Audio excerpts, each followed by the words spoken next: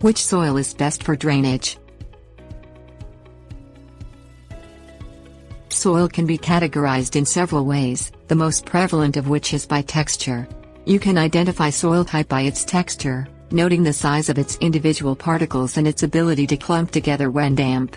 One property of soil texture that affects gardening is its drainage capacity.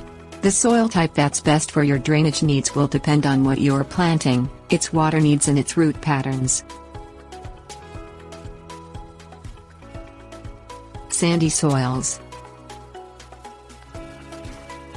Sandy soils have the largest particles of any soil type.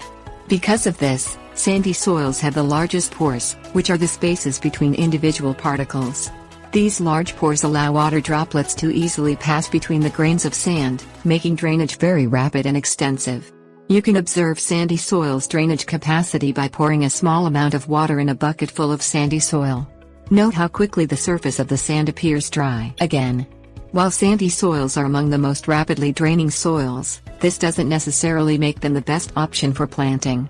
Because liquids pass through the soil so rapidly, many plants' root systems are unable to receive water or nutrients before they leach deeper into the earth. Loamy soils.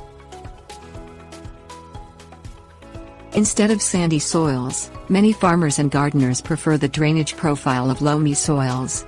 These soils have a mixture of particle sizes and a high content of organic matter. As a result, loamy soil can conduct water relatively easily, but not as rapidly as sandy soil. Loam's relative ability to retain moisture makes water and its nutrients available to plants' roots closer to the soil surface. However, the loamy soil does not retain water excessively, which would keep air from making its way through the soil's pores and reaching the roots. Drainage ratings. Because soil drainage can vary considerably even within a particular texture type, soil scientists have devised a more specific method of describing soil drainage properties.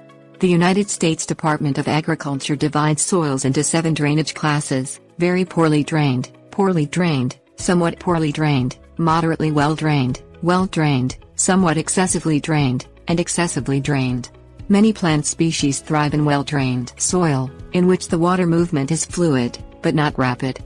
Other species, acclimated to wetlands or desert environments, may fare better in soils with different drainage types. Additional factors. Aside from the form and texture of the soil itself, the ability for water to drain through the soil also depends on other features.